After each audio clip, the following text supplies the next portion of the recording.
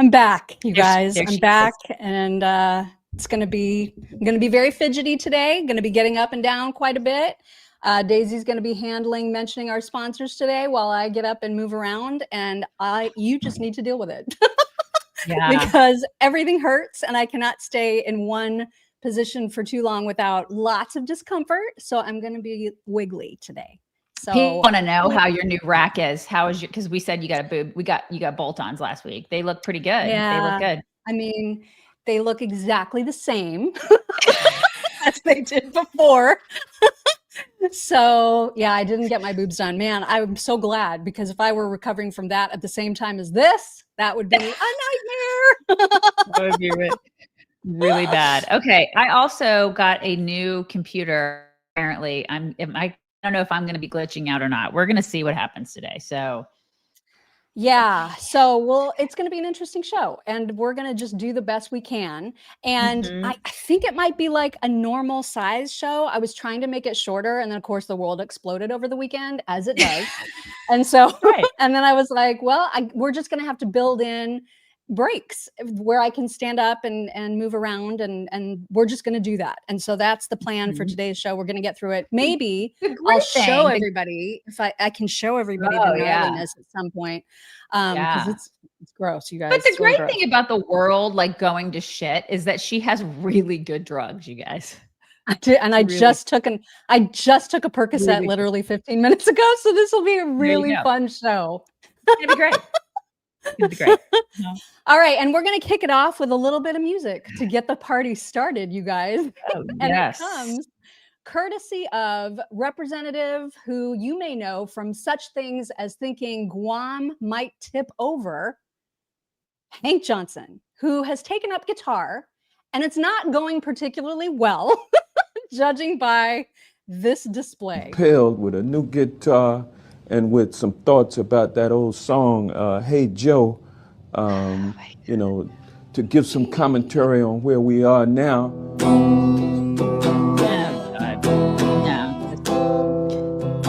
Hey, Trump. No, just out. I don't. Where you going with that? Gun in your hand. Oh, no. Oh, my God. Oh, God, and the guitar is so bad. I'm going down the street and shoot down democracy. You know I want to be a king someday. I can't. No. Jimi Hendrix is spinning in his grave, spinning. Doing so much rolling. Just sacrilege. Don't do that to a Jimi Hendrix song. What are you doing? How does he get elected? How do these people get elected? I know he's been in that role for like 30 something years. It's crazy. He's Georgia, right? He's a Georgia guy. Come on, Georgia. Doing. Yeah, come on, Georgia, and come on, Texas. What are you doing with Jasmine Crockett? Right. I know you and Chad played her last week, but now somebody has added a little extra something to a quote of hers that I think speaks to all of us. So, you know, we've got a mental health crisis in this country, because everyone, no matter how you affiliate yourself, should be against Trump, period. This is not partisan for me. Like, I would give anything to have... Right. That's the cat that I need, you guys. That's the cat that I want the universe to bring me. That's my cat right there. You definitely need that exact cat. Totally. I need that cat, and I also need Bulwark, because if I didn't have Bulwark, I would never be able to retire one day. That is the truth, you guys. Our friend Zach, he's like, Daisy, you don't need to be spending on this. You need to be spending on that. And then you need to be saving here. He's awesome. He's also conservative, unapologetically. He's so great. So schedule your free Know Your Risk portfolio review with Bulwark Capital. Do it at Know Your Risk Radio. I'm sorry, Know Your Risk podcast. Yeah, why do you have to switch it up like that? That's confusing. We did switch. I know, right? I got so used to the radio, but it's knowyourriskpodcast.com. Do it. All right. Obviously, we're going to get to the whole Iranian situation. We're having a bit of a situationship with Iran, and we'll get to all of that hot and heavy later on in the show, but I want to get through sort of some of the rest of the major headlines that have happened over the last few days, because there was no show Friday. Of course, Saturday is when we decided to go all out and just strike Iran. But there was all kinds of other news being made, and you are going to get your reading glasses on now, because Trump was tweeting about a lot of stuff. And this was before. Okay, so we're doing the sort of chronology of the weekend. He had a lot to say about a lot of different things. Here is one of the tweets where he was talking about foreign policy that had nothing to do with Iran. Here is the first one. Here we go. I am very happy to report that I have arranged, along with Secretary of State Marco Rubio, a wonderful treaty between the Democratic Republic of the Congo and the Republic of Rwanda in their war, which was known for violent bloodshed and death, more so even than most other wars, and has gone on for decades. Representatives from Rwanda and the Congo will be in Washington on Monday to sign documents. This is a great day for Africa, and quite frankly, a great day for the world. I won't get a Nobel Peace Prize for this. I won't get a Nobel Peace Prize for stopping the war between India and Pakistan. I won't get a Nobel Peace Prize for stopping the war between Serbia and Kosovo. I won't get a Nobel Peace Prize for keeping peace between Egypt and Ethiopia. A massive Ethiopian-built dam, stupidly financed by the United States of America, substantially reduces the water flowing into the Nile River. And I won't get a Nobel Peace Prize for doing the Abraham Accords in the Middle East, which, if all goes well, will be loaded to the brim with additional countries signing on and will unify the Middle East for the first time in the ages. No, I won't get a Nobel Peace Prize no matter what I do, including Russia, Ukraine, and Israel, Iran, whatever those outcomes may be. But the people know, and that's all that matters to me. Thank you for your attention to this matter. He didn't say that. I mean, I just added that. This it's a long one. You know, if the weekend had not gone the way the weekend had gone, this should be a big deal. But Right. it's just it's one of these things that will just absolutely not be talked about, because it's obviously not the big news of the day. Right, and you did get a Peace Prize, wasn't it? Obama. Right, and what did he do? Obama got a. Well, he gave what, $400 million in cash to Iran in pallets. Remember the pallets of cash? It's fine. Remember, our cash was given to her. It's fine. It's all fine. Get him a Peace Prize. Yeah, I get it with an order of shrimp tacos. It's fine. Trump also decided to rip on Jessica Tarlov, which is just my favorite, because who can stand her? Like, raise your hand if you can tolerate her for more than 30 seconds, because that voice, oh my God, does it ever grate, right? It's awful. I'm surprised she's lasted this long, you know? She is hung in there, but he had a lot to say about Ms. Tarlov. Here is his tweet about her. Okay, you got it? Okay. Why does Fox News allow failed TV personality Jessica Tarlov to soil the Five? Her voice, her manner, and above all else, which she says are a disgrace to television broadcasting. I've had the best poll numbers that I've ever had, and she is constantly saying the exact opposite. The just out highly respected Rasmussen poll is at 56%, Insider Advantage 54%, and many others are at 56% and 68%. Sadly, the audience has to listen to her spew off that I'm doing poorly in the polls while I am beating the Democrats by 15% plus points. And more importantly, I just won an election against two candidates, Sleepy Joe and Kamala, in a landslide by winning all popular vote by millions, with records broken everywhere. In all fairness to Jesse and Greg, who are terrific, they don't see all these poll numbers and can't. Therefore, come to my defense. But I can. No one can stand Tarlov over and over again. And MAGA is complaining big league that she's all over Fox. Watch their ratings go down by keeping her on the show. Nobody wants to listen to her. Why doesn't she talk about the fact that I had 0 illegal aliens come into our country last month, whereas Sleepy Joe Biden allowed 62,000 people in, many from prisons, mental institutions, and gangs? People like Jessica Tarlov make MAGA absolutely hate Fox. She's the token liberal though, but she's like so far over to the other side. Like, who's the dude reasonable? What's his name? Harold Ford. He's great. Yeah, Harold he's great. Is, oh my God, so reasonable. Like, there's a liberal that I can tolerate on Fox. I'm like, he's nice. I mean, he's very nice. He's very sweet. But Jessica, oh my God, every time she winds up, she gets ready to talk, I'm like, oh God, I recoil in horror. Yeah. She's just awful in every She's way. too much. And so I kind of thought it was funny that he called her out. The DNC, I know before I left for surgery, we were talking about kind of the shambles that it's in because of the real weenie soy boy head of the DNC, whose name I can't even ever remember because he's so utterly irrelevant. But then there was the big fight with David Hogg, and just everything at the DNC is getting so bad. And now it turns out that they're also having money problems. Ken Martin, that's their soy boy guy. And so they've had a huge drop in donations, and Democrats are worried because there's of course a lot of infighting. But as Benny Johnson pointed out, he said Trump and Elon defund USAID, and a month later the DNC is like, we're broke now. It's so interesting, isn't it? Yeah. Because you and I would talk about them like a year ago. We'd be like, they're raising so much money, you guys. Like, it's crazy how much money they're outraising us. And then all of a sudden they're broke. Like, either they are getting money from USAID and all the places that are taxpayer funded, or they're just really shitty with handling money, or both. Right.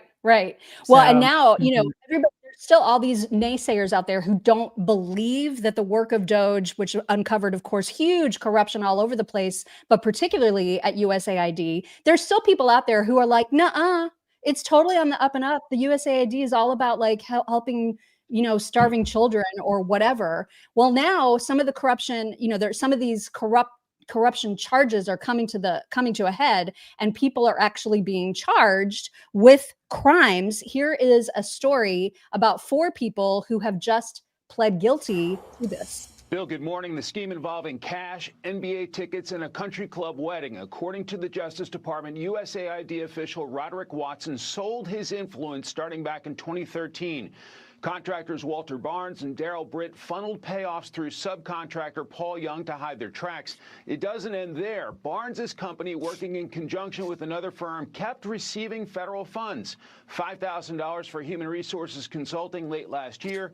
And then later, after suing the government, a contract worth up to $800 million. Matthew R. Galliotti, head of the Justice Department's criminal division, saying, quote, their scheme violated the public trust by corrupting the federal government's procurement process. Anybody who cares about good and effective government should be concerned about the waste, fraud, and abuse in government agencies, incling USAID. I mean, you would think. It's happened. Yeah, it's right. It's been bad. People who defend that are part of the problem. Or who try to deny that it's even a thing. You know what I mean? Right. That Elon uncovering it is somehow the bad guy and not the people that are actually engaged in the corruption. What? You know what I mean? It's ridiculous. Right. Also, this was before I left. Also, we knew that there was an appeals court that told Gavin Newsom, sorry, Trump is going to continue to maintain oversight and authority over the California National Guard since you are too big of a loser to actually do your job.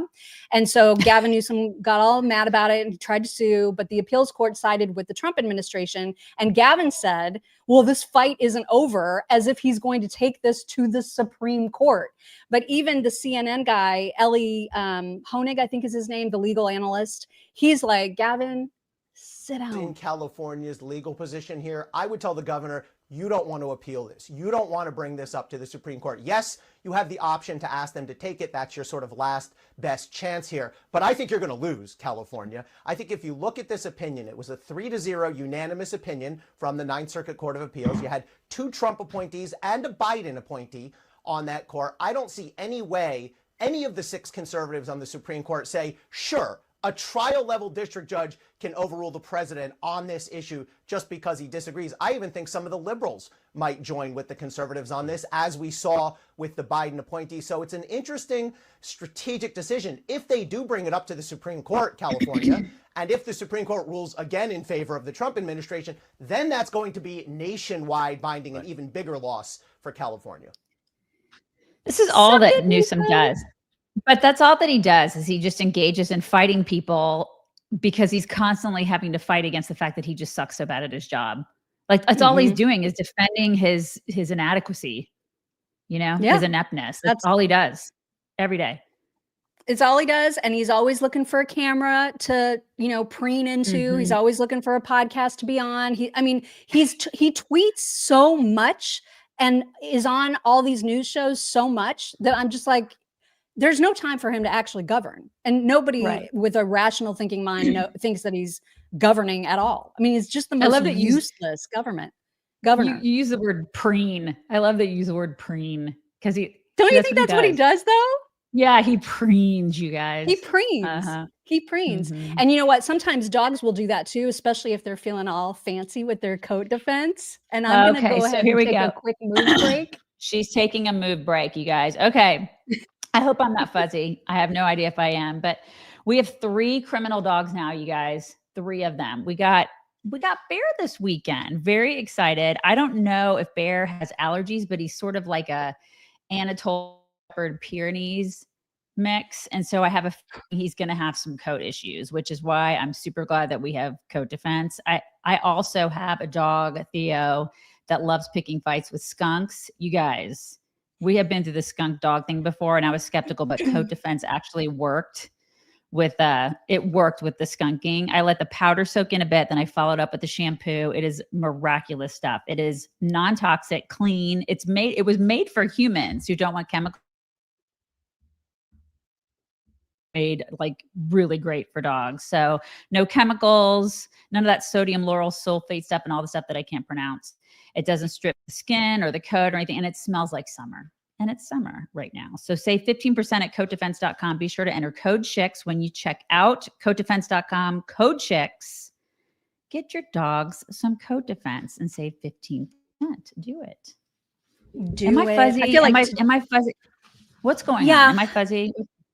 I mean, you're just cutting in and out a little bit video wise, but you sound great and it's totally doable. And you'll fix it tomorrow. It'll be fine. It'll be fine. Okay. I do feel like people are asking when they're going to meet Bear. I feel like today should be a little bit of a show and tell kind of show. Like at the end of the show, Bear should absolutely be introduced. I could try to do that. If I can't do it today, I will absolutely do it tomorrow when everything is like running smoothly, but I will do that. Yeah, for sure. You will meet him this week he's still a little bit like, what is going on? Where am I? Why am I here? Because he lost his mama. And so I think he got thrown into this freaking circuit of my house. And he's probably like, what? Yeah. So, he'll adjust. You know who he looks like, Mock? He looks like the dog. You guys, and if you guys have been around for a while, you remember the dog that was like covered in what? He does. Remember that dog? He totally does. He looks like that dog. He looks like the dog where you're that old video. I'll have to find it, but that's who he reminds me of. And he has that disposition where he's looking at you and he's like covered in what? Oh my God. He totally does look like that dog. Yep. I love he that does. dog. I have seen Bear. I met Bear on video yesterday. And you guys will too. But I also meant that it would be a show and tell day because I wanted to show everybody my gnarly scar. Do you think that I should? Let's see it. Yeah. Let's see your scars. Scars are cool. Because I gotta show everybody your gnarly. I can't lift my leg under my phone. My God. Look at that. That's awesome. So that is what it's looking like, you guys. Ew. Isn't that so gross? All right. Yeah, kids, take care of your knees, kids, so you don't have to do this. Or just don't have like bad genetic arthritis. You can avoid having that. That would also be very, very helpful. Okay. All right. So there was the show and tell portion of the show. Now we're going to get right back into the news. So I know you guys talked about, and we talked about it before I left, Alex Padilla and the ridiculous theatrics that he pulled in California, busting in on Kristi Noem. And now he's been trying to get as much attention and milk that for every last possible thing he can get out of it. And now everybody, he included, is super mad at JD Vance because JD Vance called him Jose when he was asked about him while he was out in California. Here is the moment that happened. Jose Padilla would be here to ask a question, but unfortunately, I guess he decided not to show up because there wasn't the theater. And that's all it is. You know, I think everybody realizes that's what this is. It's pure political theater. Yup. Of course it is. Absolutely what it is. Yep. And Gavin, because JD Vance was out there, decided to do one of those put him up to a duel kind of thing. He's always wanting to debate everybody. He's like, since you're so eager to talk about me, how about saying it to my face? I don't think that JD even gave him the time of day, which he shouldn't. It went so well with DeSantis when he did that. So he should totally do it. Yeah. What an idiot this guy. He's just such an idiot. Oh my God. Maybe do your job. Right? Instead of trying to pick fights with people. Yeah. Oh my God. He's such a narcissist, this guy. Mm-hmm. So Alex Padilla, very upset and using it to his advantage because now the news shows want to have him on to ask him about his feelings being hurt by JD calling him by the wrong name. So here he is on one of those news shows. Currently the president of the Senate where you serve. He also went to Yale. I assume that he knows your name is Alex Padilla. Your response to him calling you Jose? Well, he knows my name. He knows my name. Look, sadly, it's just an indicator of how petty and unserious this administration is. But he's the vice president of the United States. You think he'd take the situation in Los Angeles more seriously? Oh my God. Can you believe the crying? He was getting choked up. He's constantly crying. What's his name? He's Kinzinger. Yeah, he's that guy. But on top of that, he's like, he's not taking the what's happening in Los Angeles seriously. Have you met Gavin? Have you hello? Right? Have you met the mayor there? Like it's totally JD's. It's his fault that place is a complete shithole right now. Okay. All right. Well, that's why that we love the babyfied videos, the AI videos that people make of people being babies. Of course, we have one that opens up our own show. And so naturally, someone took advantage of all of Jose Padilla's crying and made this. Forced to the ground. First on my knees, and then flat on my chest. The face! I know. As I was handcuffed and marched down a hallway, repeatedly asking, why am I being detained? His face is just epic. Right? I can't stand Padilla, but that baby, I want to pick up and go, oh no, it's okay. It's going to be okay. It's going to be fine. Okay, sweet baby.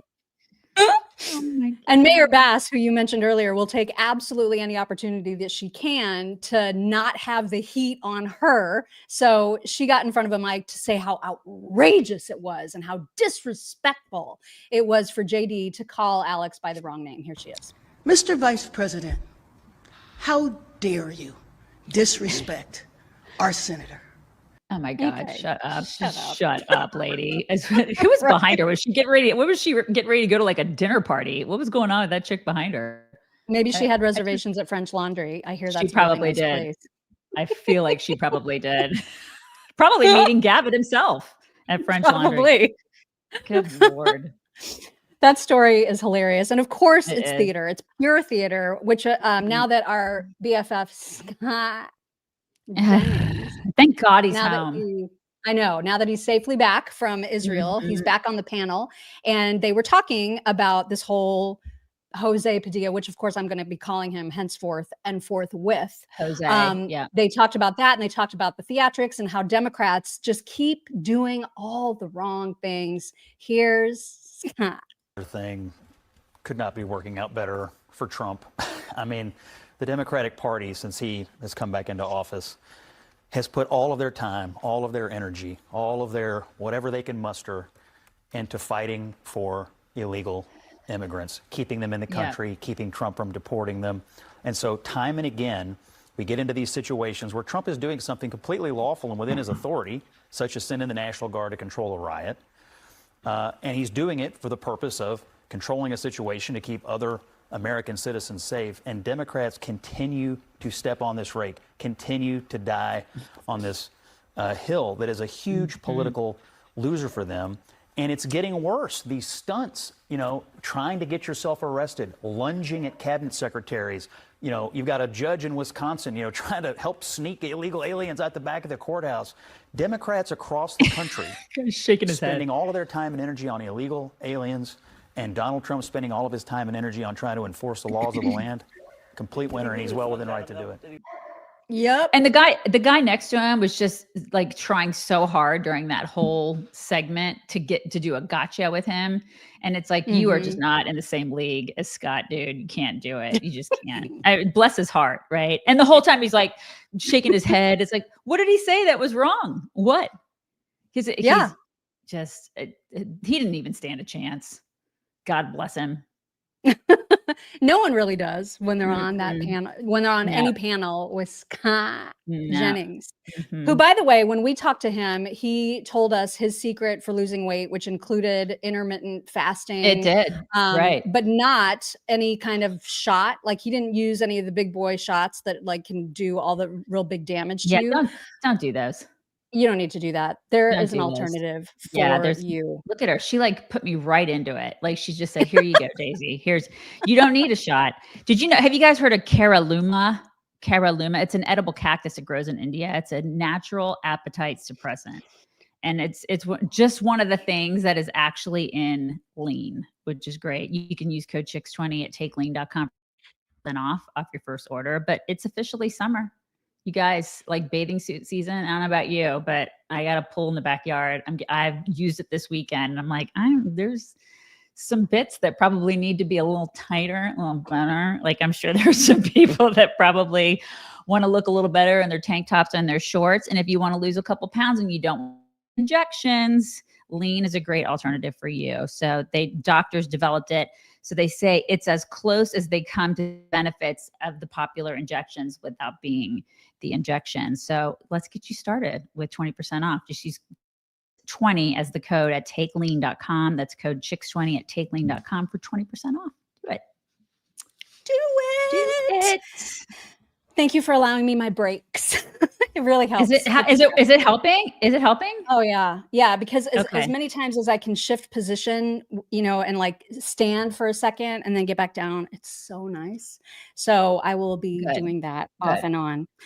Another piece of news that we need to talk about is the fact that Khalil guy has been released, and this sucks. So Mahmoud Khalil has been released from the immigration jail. This was after 104 days in custody, and guess who was there to get him back to his adoring fans? None other than AOC herself. Of course. You guys, like, this is so bigoted, but like whenever we want to make fun of the radical Islamic weirdos, you know how the women make that horrible sound where they're like, you know what I mean? Like, they just, yeah. And it's, I don't know why they do it, but this is like, anytime we'll talk, we do that a lot. So in this clip though, the women that are greeting him do it. And so it's, I mean, I don't know what the sound is, but they're singing and they're doing the sounds, and I'm just so grossed out by it and so just openly bigoted about it. I can't help myself. I'm right there with you. I cannot stand it.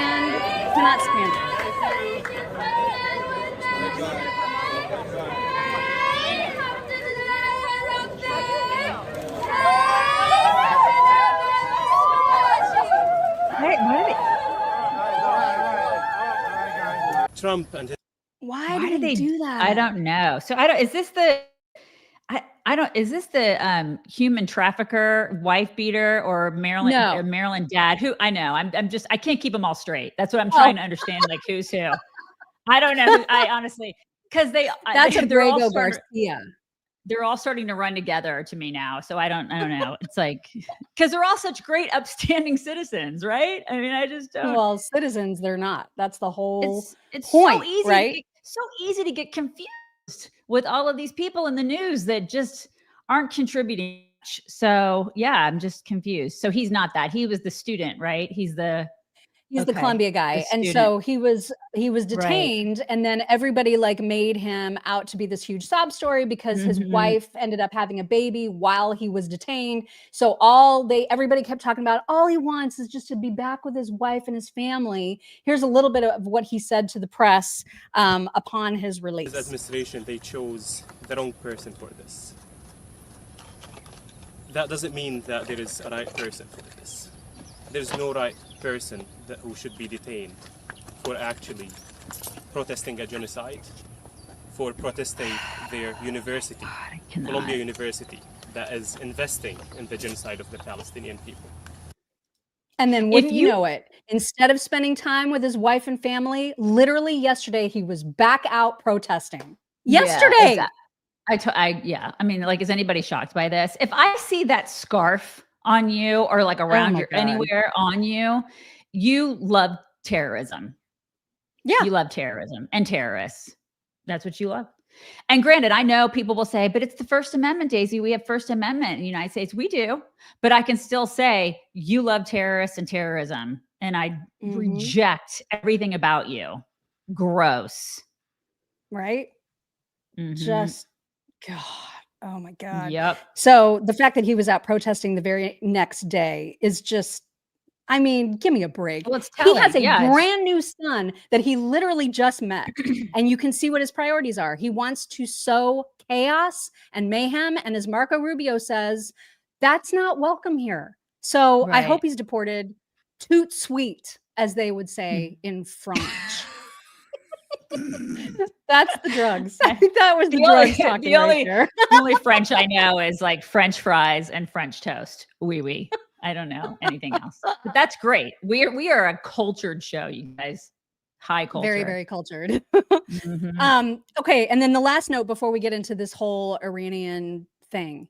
Can you imagine, just like imagine for a second, how much of a nightmare we would be in if Kamala were president right now. I mean, oh my God, I've been thinking about that a lot this weekend. Yeah, we talked about that last week. Like, everybody's so freaked out about what Trump did, but I'm like, are you freaking kidding me? Can you imagine if Kamala were actually, everything would be falling apart. Like take war with Iran out of it.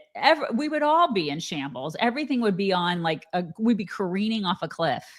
But yeah, it people would be just so bad, you guys. It'd be so bad.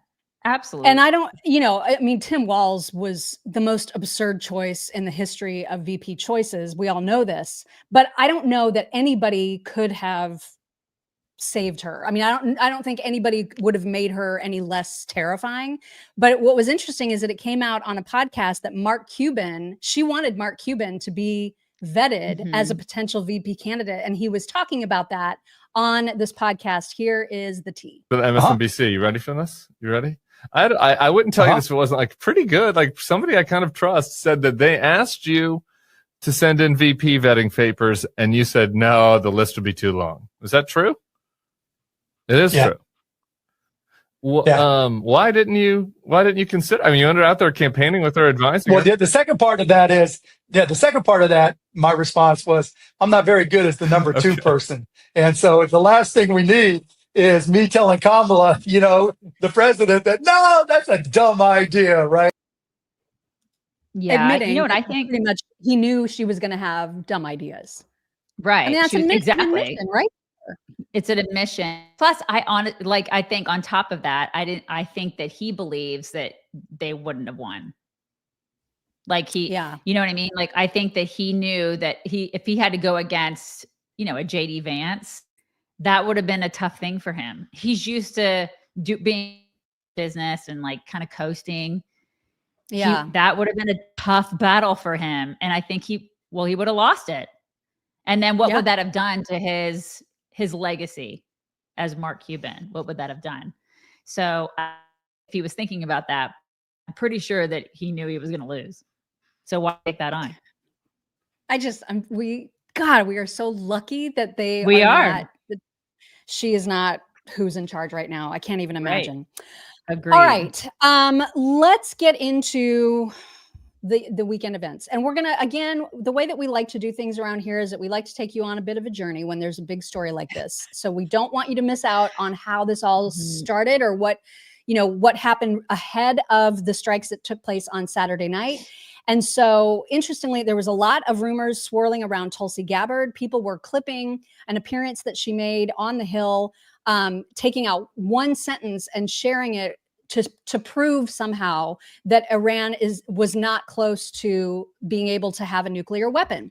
And here is what they kept sharing. So all kinds of people were sharing this clip of Tulsi on social media, and it's just a tiny little piece of her statement. But here is the clip that kept getting shared. The IC continues to assess that Iran is not building a nuclear weapon, and Supreme Leader Khamenei has not authorized the nuclear weapons program that he suspended in 2003. So when you hear just that, I think when she says IC, I'm assuming she is meaning our intelligence community is saying that there's been no advances in the nuclear weapon front, or maybe she's referring to Iran's intelligence community, because she's also saying, and the Ayatollah, Khamenei says, no, where everything's on the up and up. So anybody who actually hears that knows you cannot trust Iran. Like you cannot trust them to say or what they're doing or not doing. I mean, everybody knows that, right? But this is what people were playing. But you would hope that she would know that. Well, she does. I mean, that's the point, is that everyone took that clip and ran with it as if she believes that Iran is not close to a nuke, which is not what she believes at all. And it even caught Trump by surprise. It did, because when Trump was asked on the airplane last week, well, on the tarmac, right. And he was like, she's wrong. Yeah. And so that I just wanted to remind everybody about that clip, and then we'll play the rest of what she said. IC continues to monitor closely if Tehran decides to reauthorize its nuclear weapons program. So you have that Iran is building a nuclear weapon. Your intelligence community has said they have no evidence that they are at this point. Well, then my intelligence community is wrong. Who in the intelligence community said that? Your director of national intelligence, Tulsi Gabbard. She's wrong. So then she said, the dishonest media is intentionally taking my testimony out of context and spreading fake news as a way to manufacture division. America has intelligence that Iran is at the point that it can produce a nuclear weapon within weeks to months if they decide to finalize the assembly. President Trump has been clear that that cannot happen, and I agree. Once again, everybody's trying to create rifts between Trump and the rest of his team, because they are so tight at this point. If you need more evidence of that than what happened over the weekend, I cannot help you. Like that team is tight. And they're saying that like she wasn't in the room, like when they were the situation room, which is total bullshit. She was totally there. Total bullshit. And right, that's bullshit. So I mean, there's just a lot. You're right. They do want to. And when you see him walking down the hall with those dudes, like, I mean, just take Tulsi out of it. But when you saw him give the speech, which I'm sure we'll probably play a little bit of that. Like, my first reaction to that was, I feel a lot better. Like, I feel good having these guys at the helm. Yes. Because again, going Kamala, could you imagine Kamala and Walls, you guys? Oh my God. No, thank you, but no. It would have just been such a joke. Like you cannot take them seriously. No. You know? Nope. Mm-mm. And so we're Marco Rubio alone is standing behind him. Like that dude. I'm just like, just all of behind him. I just feel for knowing that these guys are running the country. Yeah. Secure. Yeah, for sure. And we'll play you sort of the rest of the context that people kept leaving out of Tulsi's statement, which is pretty important. And it really, sort of paints the whole picture, and people don't like the whole picture to be painted.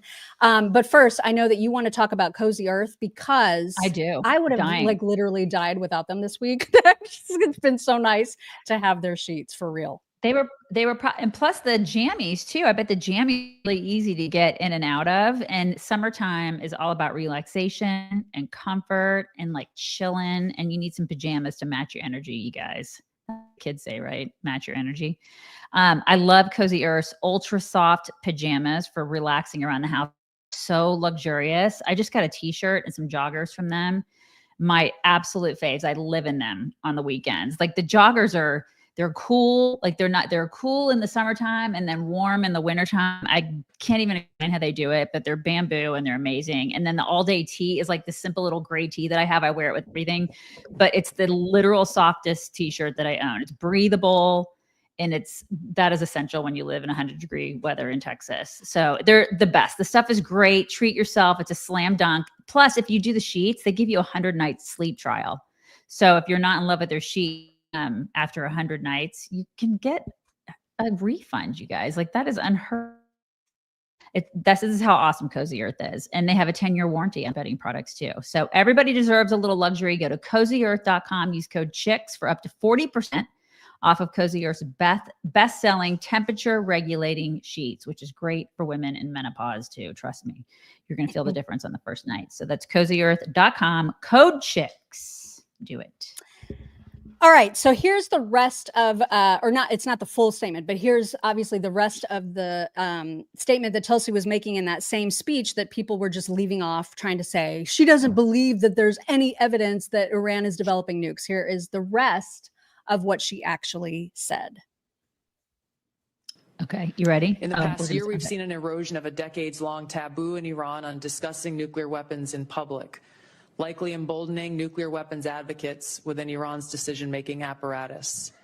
Iran's enriched uranium stockpile is at its highest levels and is unprecedented for a state without nuclear weapons. So weird that they would leave that out. Can't understand it. Yeah, it is. It is really weird. What is it, like 60%? I saw some guy on the internet that was like, it's kind of like if you put on a condom, you're ready to. This is what he said. This was his analogy. And I was like, that's actually analogy. It's like Iran has uranium. You don't just do that unless you're going to do something with it. You know, like they're going to do something.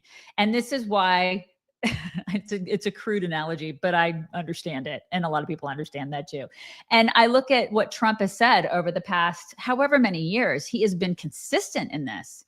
He has always been consistent. And I don't like it when people are like, oh my God, he's let us down. Why? Were you not paying attention to what he said? Because he has been steadfast in saying they do not need to have nukes. And I'm not going to allow that to happen. And at least he's true to his word, whereas you can't say that with a lot of politicians out there. I appreciate I mean, that. remember Obama's red line? And then like, you know, all these other people are like, Iran can't have nukes. I'm going to, you know, if this happens, then X is going to be our response. And it's never the response. If there's one thing that we know about Trump, it's that when he says he's going to do something, he's going to do it. He does it. Right. And it's not like exactly. he didn't give Iran plenty of opportunity to use diplomatic means to end this thing. Right. He gave them 60 days. They were like, he doesn't really mean it. Well, F-A-F-O.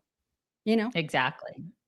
So exactly. Scott Jennings also weighed in about the whole Iranian issue before, this was on Friday night. So this is before the strikes actually happened. Donald Trump has been saying we cannot allow Iran to have a nuclear weapon. So, you know, he has very clear-eyed views on this, very consistent views on it.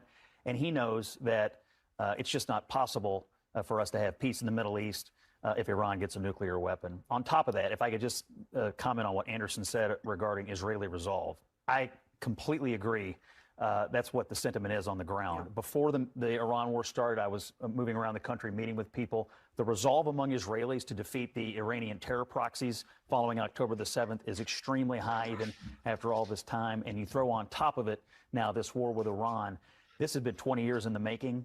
They can't have a neighbor like this who believes that Israel should be completely and totally eradicated from the map and that every Jewish person should be murdered.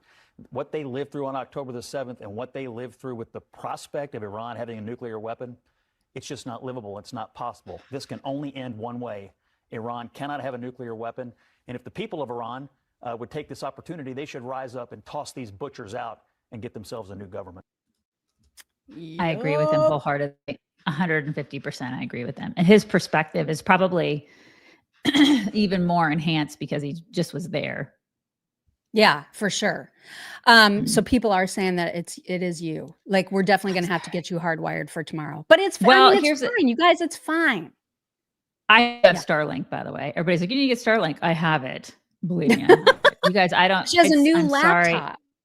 So no, it's not a laptop. It's a desktop. Oh, yeah. I have a new, I had to get a new computer because right before Mock went to have her surgery, the computer completely died. So this is a new computer.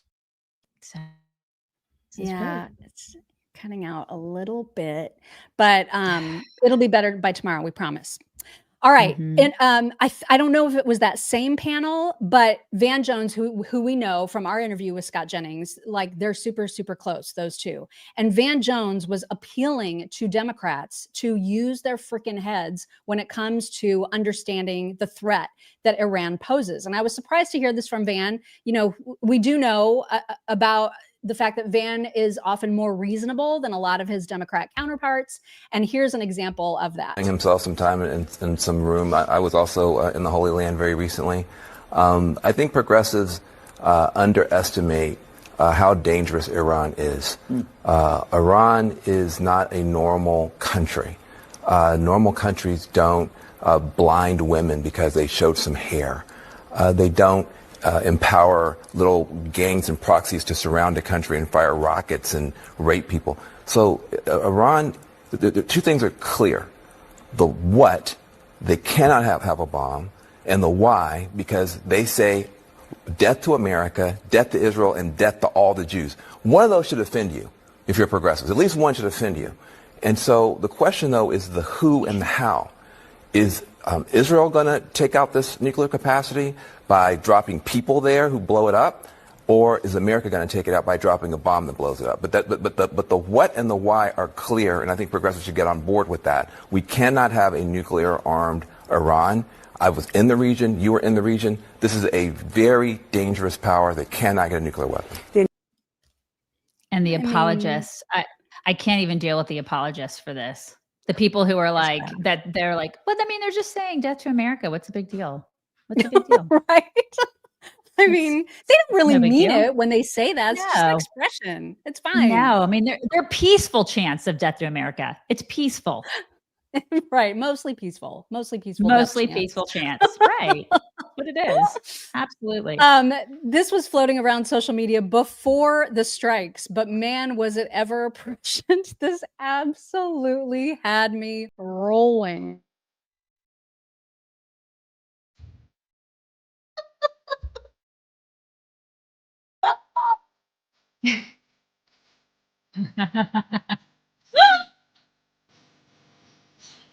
Oh my God.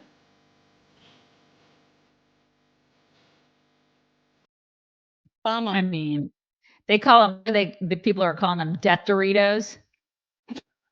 That's what, because they're like in the shape of a black Dorito. It's like, it's a death Dorito, you guys. There is nothing more badass on this planet than a B-2 bomber. And you can fight me because there's just nothing more amazing. Nothing. Nope. Nothing. They're so freaking cool. So freaking cool. Yeah. So then not long, what time was it, do you think, around that Trump made his initial tweet about the fact that the strikes had happened? Was that around like 5 p.m. or so Saturday? I was eating dinner with friends. So it was probably around like 5 or 6 on Saturday night. Yeah. Okay. So ahead of that, this was an interesting thing that a senior Iranian official had said to Reuters. They said, if we have to choose between stopping uranium enrichment and war, we choose war. So if you're only using nuclear power for energy, if you have no nefarious reason to create a weapon or to use nuclear power in a weapon, why would you choose war? It is a weird choice. Right? It doesn't make a lot of sense. Right.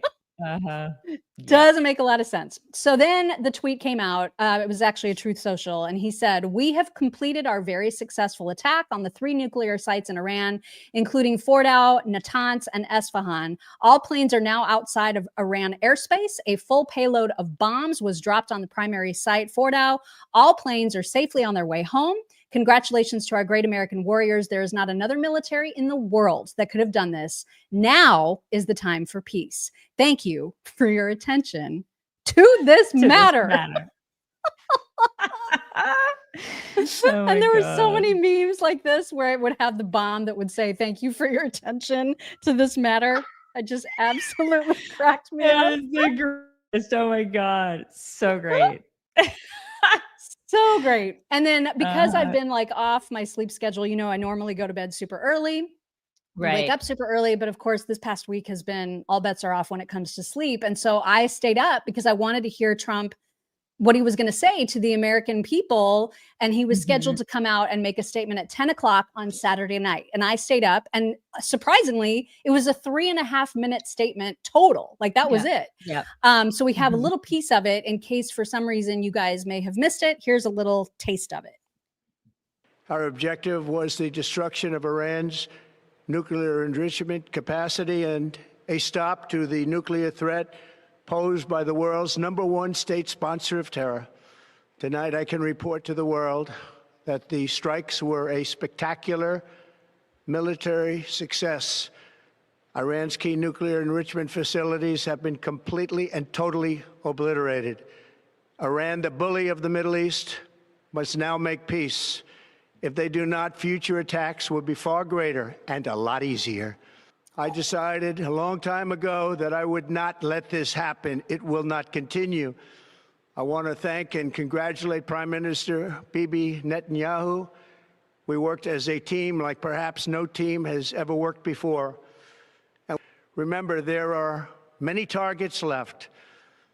Tonight's was the most difficult of them all, by far, and perhaps the most lethal. But if peace does not come quickly, we will go after those other targets with precision, speed, and skill. Most of them can be taken out in a matter of minutes. There's no military in the world that could have done what we did tonight, not even close. There has never been a military that could do what took place just a little while ago. It's so funny.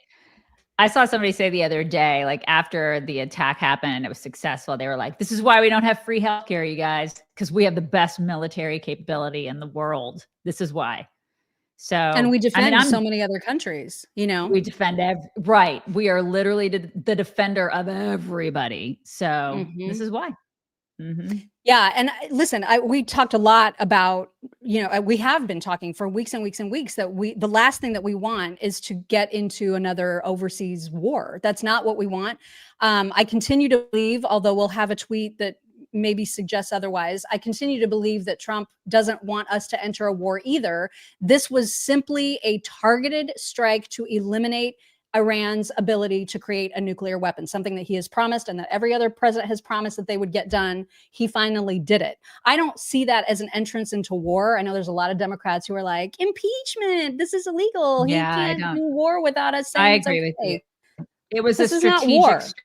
It was a strategic strike, and other presidents have done this. So it A wasn't lot. like it was not a declaration of war. And I'm so sick of people saying that too. It drives me crazy. Yeah, it's not. I mean, it's just such Democrats are they're so predictable and they're so predictably stupid. The takes that they have are just, I mean, it's just like, you guys, right. You know how easy it is to show how many strikes Obama had. There was like, I don't know, thousands and thousands and thousands of strikes that he took without the authority or approval of Congress. I mean, give me a freaking break. Right. And the They're amazing also part was butthurt about it. Yeah, the amazing part was just how stealth this entire operation was. Even Jennifer Griffin reported on Fox News that night. She said, in the past 18 years, I have never seen this level of occupational or operational security at the Pentagon. And then, you know, after we started to hear some of the reports about the 30-hour flight that it took those B-2 bombers to do what they did, the strikes, the precision with which the strikes were made, how closely it aligned with the plot line of Maverick, Top Gun Maverick. I mean, all the things, right? It was just so fascinating. And I just felt like so America. Oh my God. Weekend about it. Right. It's so cool. It's absolutely cool. And that's the thing, like people in Congress and all these, you know, people on the left who are like, he didn't first. We needed it. Seriously? Do you think Trump was just like, you know what? I want to do the most stealth thing that I can do. I should probably talk to them about it first so they can, I should talk to somebody like a Jasmine Crockett who's like the biggest loudmouth TikToking clown out there. Yeah, I'm going to talk to her first before I do the most stealth thing I've ever done as a president. How about no? How about no? She actually did one of those like selfie videos from her car where she was complaining about the fact that they weren't notified. And she actually described it as that President Trump didn't holla at her. Oh my He God. didn't holla at us. That's how she said it. Oh my God. Just So she's okay, so Jasmine. ridiculous. She So is there was ridiculous. a Fox report, Fox and Friends were talking about this, I think, on Sunday morning, and also just mentioning just how incredible it went. I mean, the operation was a huge success. Here's a little bit of what they said. It's 14 total bombs under total stealth. Not a single shot fired, says Chairman of the Joint Chiefs Dan Kane, saying that no missiles were launched, no shots fired at our mission, no Iranian planes got airborne. They simply didn't see it. This is like, I just love this so much. I love it. I know, I do too. It really, I like eagles were screeching. Everything was just, Oh my it was gosh. great.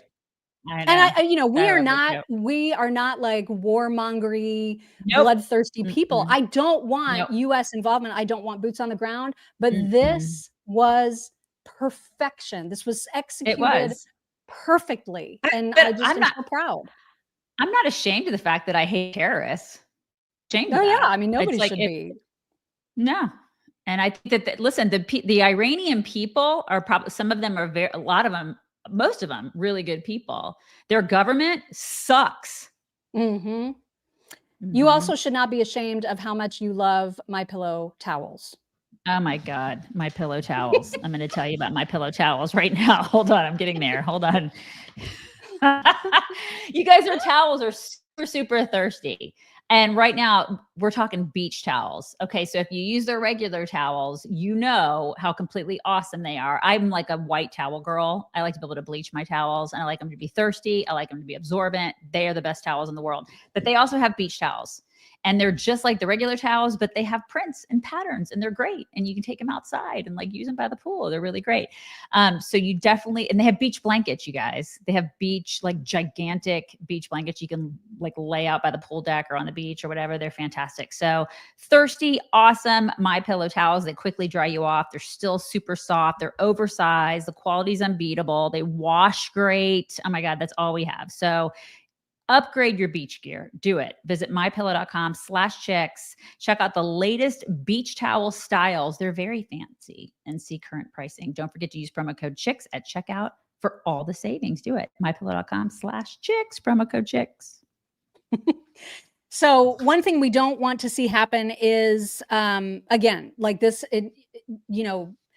growing into some gigantic World War III, military war, like a U.S. involved in a war. Nobody wants to see that. But I feel like the criticism of the strikes is it's so ridiculous, especially because Trump has made it so clear for so long what his goal and objective was, which is to make sure that Iran was never going to have a nuclear weapon. And so there's all these people that are worried about the United States attempting another regime change. That is one of the biggest criticisms. And Pete Hegseth was very quick to say, that's not what this is about. Was not and has not been about regime change. The president authorized a precision operation to neutralize the threats to our national interests posed by the Iranian nuclear program and the collective self-defense of our troops and our ally Israel. Of almost any American if you had an opportunity to watch it in real time. And I think Tehran is certainly calculating the reality that planes flew from the middle of America and Missouri overnight, completely undetected over 3 of their most highly sensitive sites, and we were able to destroy nuclear capabilities. And our boys in those bombers are on their way home right now. We believe that'll have a clear psychological impact on how they view the future. And we certainly hope they take the path of negotiated peace. But I could not be more proud. Yeah, basically, that was FAFO. Yeah. Don't F with us, man. Don't F with us. And your little shouts of death to America, F you. They're there. I mean, it's just, don't that. Just don't. So naturally, because when things are going really, really well for the Trump administration, and when they're doing things like this that are, like totally objectively a success, people are going to figure out ways that they can be critical. And you heard what he said right there when he was talking about our boys completing the mission. Well, naturally, the New York Times took issue with that and said, in the briefing, Hegseth referred to B-2 pilots as our boys on those bombers, yet both women and men have trained to fly them. And so Jennifer Griffin immediately pounced because I was just like, you got to be freaking kidding me. So she said, Fox News has learned that at least one of the B-2 pilots who took part in the Iran mission was female. And I wrote back to her and I said, I did not say nice things, but because I used a lot of language. I was on a lot of medication and I was like, give it an effing rest, Jennifer. That if that's true, if at least one of those pilots was a woman, I can assure you that she is so badass, she couldn't give two shits about being grouped in with our boys. I was just going to say that. You and I were on the same wavelength. She doesn't care. Oh, she doesn't care about this garbage. Right. She does not I care. assure you, she does not care, Jennifer. God. I just shut up. I could have probably said that in a more tactful way, but I think it's great. I love medicated. Medicated mock is the best mock ever. # medicated mock. It's great. She uses that all should be the my name F-bombs, tomorrow. Yeah, it totally has to be medicated mock. But speaking of media outlets that are just absolutely ridiculous, our friend Sean Spicer pointed this story out from the WAPO saying that, there's no better friend to our enemies than the Washington Post. They decided to post this. After the U.S. strikes on Iranian nuclear facilities, these are the U.S. military sites that Iran could target. And then basically just handed them a handy little picture. Hey, here's where we all are. I'm just like, what in the world? These people hate America. They hate this country so much. They hate America. They hate fellow Americans. Good Lord. It's just gross. You cannot. I mean, I believe it. Right. I believe it, but they're just gross. People are gross. They really are. There's obviously been lots and lots and lots of reaction to what went on this past weekend. Some folks that had surprising reactions, some who you absolutely expected would have the reactions they did. One was a little bit surprising, and I guess shouldn't have been, but that was from John Fetterman, who said, as I've long maintained, this was the correct move by the president. Iran is the world's leading sponsor of terrorism and cannot have nuclear capabilities. I'm grateful for and salute the finest military in the world. He was the only one, wasn't he? He's the only one. He's the only one on the left that said he's the only one, right? I'm trying to think, were there other Congress people that? I think he was the only one, Mock. Oh my God, that's pathetic. He just needs to just come on over. Come on over. I mean, I can't believe I'm saying that about Carhartt, dude, but he makes sense a lot of the time. And I don't know if he's like, what's going on, like past the stroke, he's just starting to, more and more, he just becomes, I know he's not conservative because he's even talked about that. Right. He's just not, he just makes sense, and liberals don't make sense. So I don't know where he belongs, but he doesn't belong on the left. He probably doesn't belong on the right. I just don't know where this guy belongs. I don't know. He doesn't fit anywhere. Yeah. Well, and there's a lot of people who are saying the same about, on our side, Thomas Massie, who was immediately ready to pounce and say that this is something that is basically impeachment worthy. He said about Donald Trump's initial tweet about the strike, saying this is not constitutional. I think there's going to be plenty of lawyers that show that it absolutely is, that, and it's nothing different than previous strikes that other administrations have taken. But Trump not happy at all with Thomas Massie, as we've long known, because Thomas Massie, as principled and high integrity as people may view him, is a problem talker and not a problem solver. Like, he never has any ideas about how to do something differently. He just wants to bitch. And so Trump had it out for him, and you're going to have a lot of reading to do. Can't wait for this one. Here we go. Now. Here we go. Oh my God. It's so small. Okay. Congressman Thomas Massie of Kentucky is not MAGA, even though he likes to say he is. Actually, MAGA doesn't want him, doesn't know him, and doesn't respect him. He is a negative force who always votes no matter how good something may be. He's a simple-minded grandstander who thinks it's good politics for Iran to have the highest level nuclear weapon, while at the same time yelling death to America at every chance they get. Iran has killed and maimed thousands of Americans and even took over the American embassy in Tehran under the Carter administration. We had a spectacular military success yesterday, taking the bomb right out of their hands, and they would use it if they could. But as usual, and despite all the praise and accolades received, this lightweight congressman is against what was so brilliantly achieved last night in Iran. Massie is weak and effective and votes no on virtually everything put before him. Rand Paul Jr., no matter how good something may be, he is disrespectful to our great military and all that they stand for, not even acknowledging their in yesterday's attack. That's so true, which is a total and complete win. Massie should drop his fake act and start putting America first, but he doesn't know how to get there. He doesn't have a clue. He'll undoubtedly bill, even though non-passage means a 68% tax increase for everybody, and many things far worse than that. MAGA should drop this pathetic loser, Tom Massie, like the plague. The good news is that we will have a wonderful American patriot running against him in the Republican primary, and I'll be out in Kentucky campaigning really hard. MAGA is not about lazy, grandstanding, non-productive politicians, of which Thomas Massie is definitely one. Oh, snap. Thank you to our incredible military for the amazing job they did last night. It was really special. Make America great again.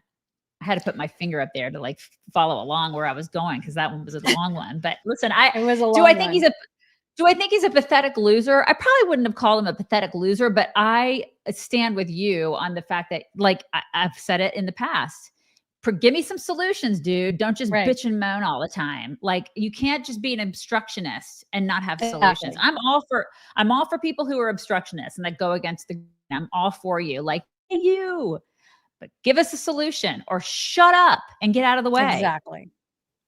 And that's the missing component, right? And so anytime Trump does anytime they spat and Trump will call him out, Massie immediately starts to fundraise. And he's like, see, Trump is after me. He's starting a PAC against me. Fundraise. And so he's really good at that. And he's really good at taking these principled stands, but he's not good at offering any kind of alternatives ever. And that's the problem that we have with Massie. Problem. He's a problem. Right. He's a problem. Dave Rubin, obviously feeling all the patriotism as we were, saying the world is now a significantly safer place than it was 10 days ago. The days of state-sponsored terror are over. None of the other Middle East countries jumped in to attack Israel. New alliances are on the horizon. Peace through strength. Golden age. I agree with them. I agree. I know I have so much hope and optimism about this. I really do. Maybe too. That's naive, but I can't help it. I just do. I think a lot of those people, the Middle East, still want us all dead, but at the same time, I think it was a good move. I think it was. Yep. Democrats, of course, very unhappy. This quote from Representative Kasten from Illinois speaks for a lot of Democrats.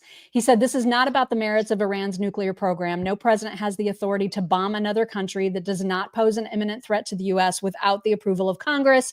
This is an unambiguous, impeachable offense." I'm not saying we have the vote to impeach. I'm saying that you do not do this without congressional approval. And if Johnson doesn't grow a spine and learn to be a real boy tomorrow, we have a BFing problem that puts our very republic at risk.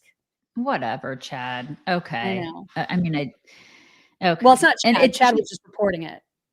Okay. I'm sorry, Kasten. I'm sorry. Yeah. Representative Kasten. I don't like, he didn't bomb a country. They're so hyperbolic. They're like so dramatic about this. They're such theater kids. Oh my God, he bombed a country. That's not what he did. It was a strategic thing. He got rid of nuclear sites. That's what he did. Why is this so hard for people? Why? I have no idea. No idea.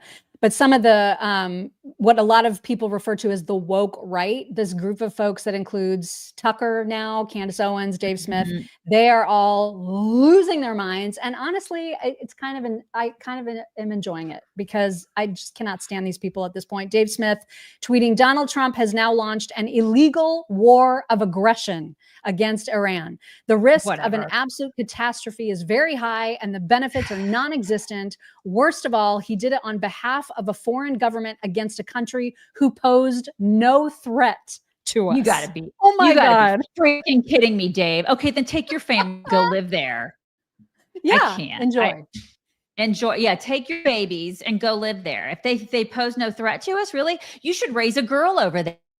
Let's see what it's like to raise a girl there. They pose no threat to us. Okay. All right. It's just out of control. Like the response from some of those people, like, I didn't realize they were being called the woke right, but that is absolutely apropos. Yeah, that's the new term very that keeps appropriate. being thrown around. Yeah, the woke it's interesting right. because they all the same people who are all worried now about these sleeper cells that may be scattered all across the United States, ready to attack us and to conduct terrorist attacks as a form of retaliation. There's all these people that are like, "Oh my God, look what Trump did! Now all these sleeper cells are going to get us." If that's true, that's more reason that they should have been disarmed. Do you not? Right. Like, how can you be afraid of terror attacks and sleeper cells in our country and not also recognize them as a threat? That doesn't make any sense. Yeah, exactly. And not recognize the fact that he didn't do that. One, the previous administration, Democrats did that. First of all, they let all these freaking people in. And then two, they're terrorists. They're terrorists. That's their culture. So if you can't recognize it, but they're not a threat to us. But you just said it. You just said that they're a threat. So pick a lane. Pick a lane. Oh my God. Okay.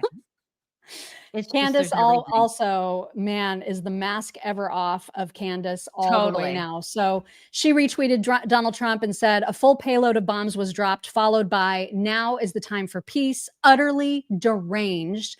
If we had raised the 100 million Adelson gave him on GoFundMe, maybe he would have kept his promises. Guess we'll never know. So there were a lot of memes going around about Candace.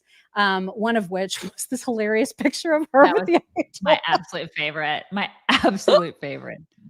I swear. And I'm not a fan, as everybody knows, of Laura Loomer, but now Laura and Candace are big time fighting about this. Well, and Laura has, right? Laura has given Candace a new nickname. She is now being known as Tehran Candace. So Laura had tweeted, Tehran Candy just doubled down on being featured on Iranian state media. There's Hanoi Jane. And Candace is being snarky back, saying, it's over, guys. Laura Loomer has given me the nickname Tehran Candace. I don't see how I'll ever bounce back. I shudder to think of all the cool kids that will bully me with this devastating insult. All I can say is don't go down like me, guys. Save yourselves. Abandon your principles before this digital assassin brands you next. So stupid. Like all of it is so stupid. But the mask really came off when she said, in response to Brett Pike, who said Benjamin Netanyahu's everything the media wanted you to believe Putin is. And she responded, feels a bit more like everything high school wanted me to believe Adolf Hitler was. Oh my God. And I was like, you have got, she's now comparing Netanyahu with Hitler, which is the most deranged thing to say of all time. She's lost. She's lost her damn mind. Lost her mind. I don't. And you and I were talking about this in pre-show. How did that happen? Because just a couple years ago, handful of years ago, she was like, Iran sucks. I'm paraphrasing, of course. The Middle Eastern culture sucks. And now she's saying this shit. How do you do it? What happened? Like, show me on the doll where Israel hurt you. I don't understand what's going on with these people. I don't get it. She's become so awful. I mean, so awful. Speaking of Bibi, though, he offered a message of congratulations about the strikes to our military, to Trump, to America in general. Here is a little bit of what he said. Congratulations, President Trump. Your bold decision to target Iran's nuclear facilities with the awesome and righteous might of the United States will change history. In Operation Rising Lion, Israel has done truly amazing things. But in tonight's action against Iran's nuclear facilities, America has been truly unsurpassed. It has done what no other country on earth could do. History will record that President Trump acted to deny the world's most dangerous regime the world's most dangerous weapons. His leadership today has created a pivot of history that can help lead the Middle East and beyond to a future of prosperity and peace. President Trump and I often say, peace through strength. First comes strength, then comes peace. I mean, I don't disagree with that. No, not at all. And it was to congratulate the U.S. military. Obviously, Israel paved the way in many ways by initiating their own strikes. And even yet this morning, they have been going after tons and tons of targets. Like this is a war that Israel and Iran are all the way in, and Israel is not stopping. We just took out the nuclear facilities in a way that was beyond the capabilities of Israel. The question is, were we as successful as we thought on Saturday night? And I don't have the answer to that. Unfortunately, there are some indications that maybe we weren't. There was this from the New York Times that Mario Nawfal had tweeted saying, a day after Trump claimed that the bunker busters wiped out Iran's nuclear program, senior officials admit they don't know what happened to Iran's near bomb grade uranium stockpile. Iran reportedly moved 400 kilograms of it before the strikes, enough to build 9 or 10 nuclear weapons. Satellite images showed 16 cargo trucks at Fordow complex before impact.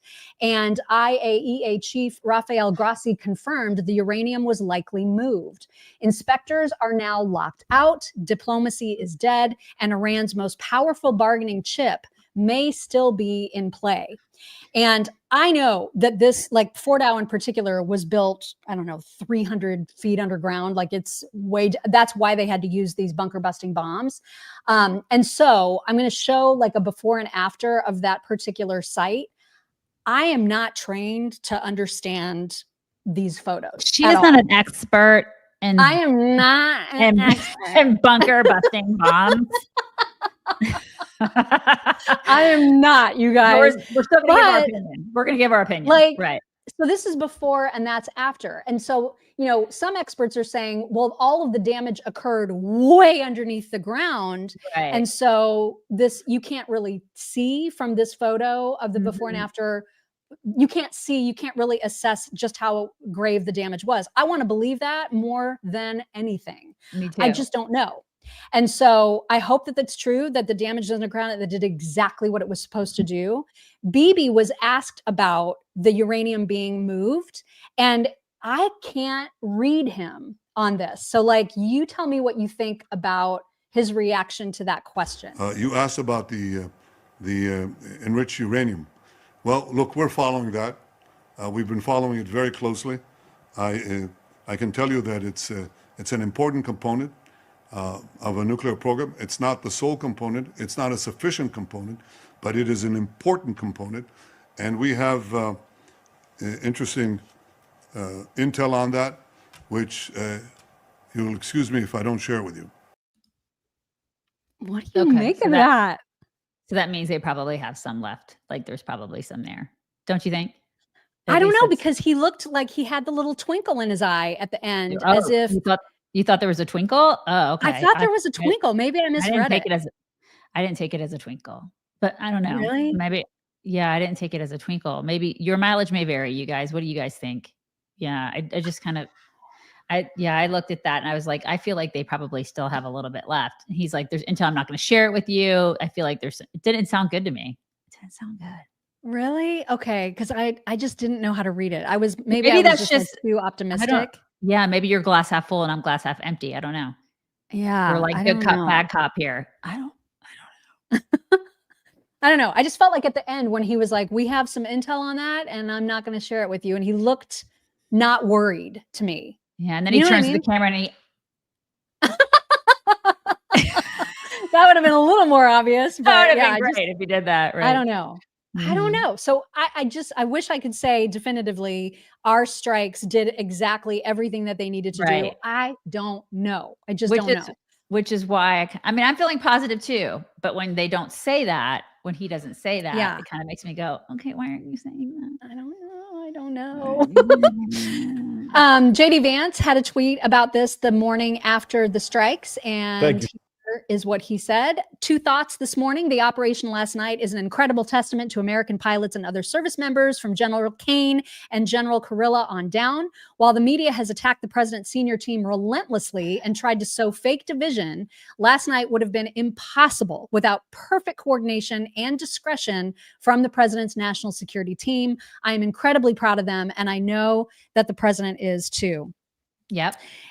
He and the rest of the team that Donald Trump has assembled are just complete stars, and none more so than Marco Rubio, who was on with Maria Bartiromo. I mean, he's just total phenomenal. badass. He also tore apart Margaret Brennan.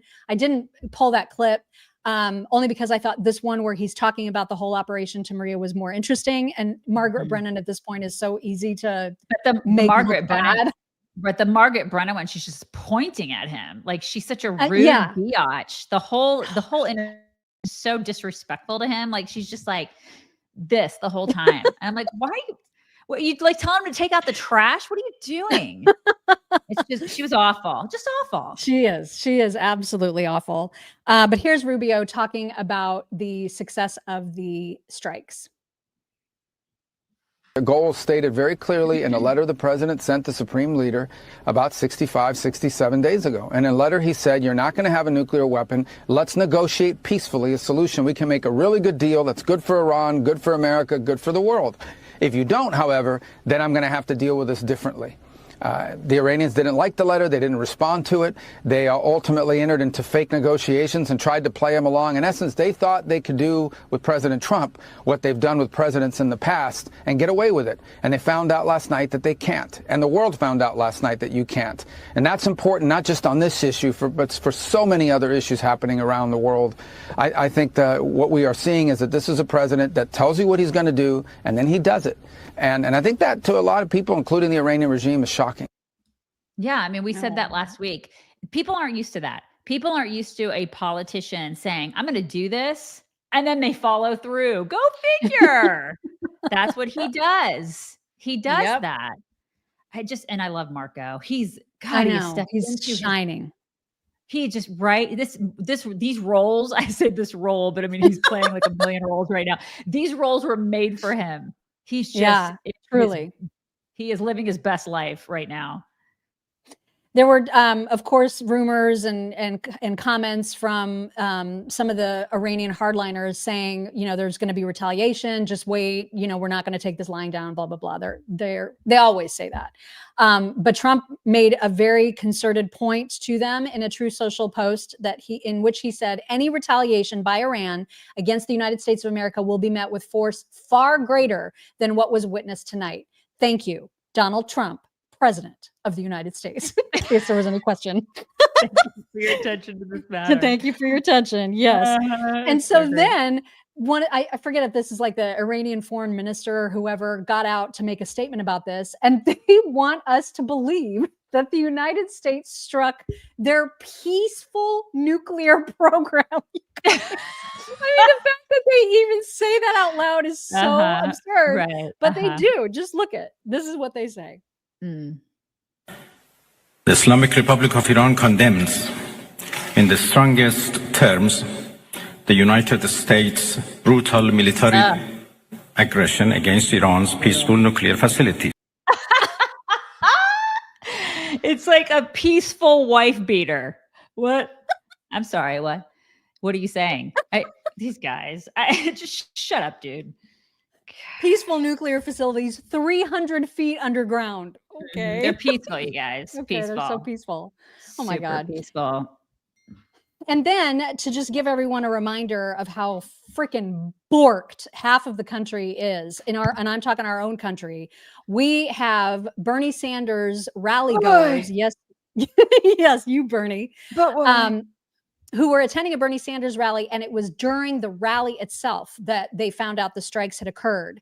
And the audience started chanting, no more wars in response to this, because they're all freaking morons. This is the moment.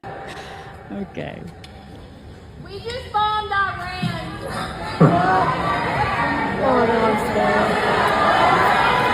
Oh, that just gave me the chills. I'm scared. I'm scared. That just All right, let me conclude.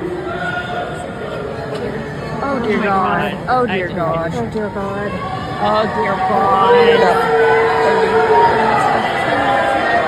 dear God. This is a statement from Donald Trump, quote, Oh dear God. "We have completed our very successful attack on the 3 nuclear sites in Iran," etc.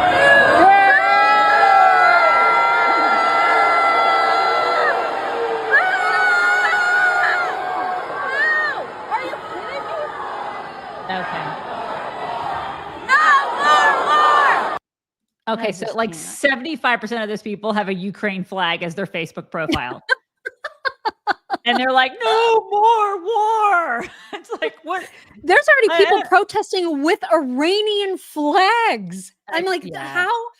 They can't. I cannot believe we share the Listen, country with people that stupid. They can't. cannot keep track of all the flags that they have to carry. They're like, is it the Mexican flag this week? Is it the Iranian flags? What flag are we doing this week, you guys? Is it the transgender flag? What flag? What flag are we doing this week? I can't keep track. It's never the American flag because that is like super offensive. But what flag are we doing? And these people are such sheep. Well, I know a lot of the woke right, as they call them, are very worried about the escalation of this and the United States getting more involved in a full-blown all-out war, and the possibility of the U.S. attempting once again to engage in regime change. And I don't want that either. I don't want that. And I'm choosing to believe that Trump is trolling with this latest tweet, because you heard Pete Hegseth say, Marco Rubio said similar, JD Vance, all of them said this is not about regime change. This was a targeted precision strike against nuclear facilities. But Right. then Trump tweeted this. This was yesterday afternoon. It's not politically correct to use the term regime change, but if the current Iranian regime is unable to make Iran great again, why wouldn't there be a regime change? MEGA. Yeah, but we wouldn't do that. That's the whole point. It's not our responsibility to do that. He's probably like, you guys do it. It's your. That's how I'm taking it too. Me too. It's not. We're not going in there. It's like, I don't want war, and I don't think Trump does either. Right. He has never wanted it. But I think Trump is like, you know what? It would be nice to have Iran be like the Iran in 1978. That would be great. You know, when women could actually walk around in miniskirts and they could show their faces and their hair. Wow, wouldn't that be great? And everybody wasn't so freaking oppressed and unhappy and miserable over there. Like, I mean, he's old enough to remember. A lot of us are old enough to remember how it was over there. So I don't think that he wants to be responsible for the regime change. I think he wants to encourage the people to say, okay, I'm tired of this shit now. Let's do it ourselves. And to other surrounding Middle Eastern countries who it's in all of their benefit to end this terrorist regime. Totally. It's in all of their benefit for a peaceful Middle East. And I think that there's some will of some of these other countries who are part of the Abraham Accords. I would hope that there's will to do that. I don't know what that looks like in terms of how they get it done, but it can't be on us. And I totally agree with people who are like, I don't want regime change. I definitely don't want that to be on us either. But I truly believe that he doesn't as well. I believe that I believe that in my heart. I believe that Trump doesn't want to get involved and do that either. I think he's good at poking the bear. I think he's good at encouraging people. I think he's good at stirring the pot. And I'm okay with that. I'm okay. Because if that makes the people of Iran go, you know what? Because I think they're already riled up. I think that they already are like, you know what? This would be a good time to, but if they do it, I will be cheering them on. Oh my God. So much. Yes. Mm-hmm. All right. Let's move on to something else really quickly. We've already mentioned, the Dave Smiths, the Candace Owens. Some of these people have just lost their minds. The Hodge twins, unfortunately, are part of that camp as well. And they got majorly busted yesterday for not actually running their own Facebook account. And it happened because somebody figured out, Sean Farish figured out that within an hour of each other on their X account, they talked about how the neocons got US bombs dropped on Iran for Israel like they wanted. There's nothing exciting about war. The only thing we can do now is pray for peace, pray this doesn't escalate. We're proud that we spoke up against potential war.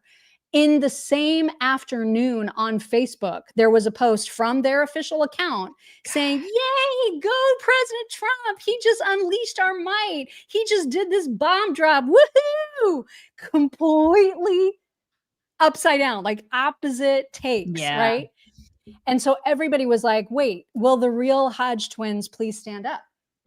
So what is it? So they did. Yeah. They did stand up and they posted this. They said, if y'all didn't already see we getting dragged because of our Facebook account posts, we post our personal takes on X and have a social media employee that posts on Facebook because we don't have time.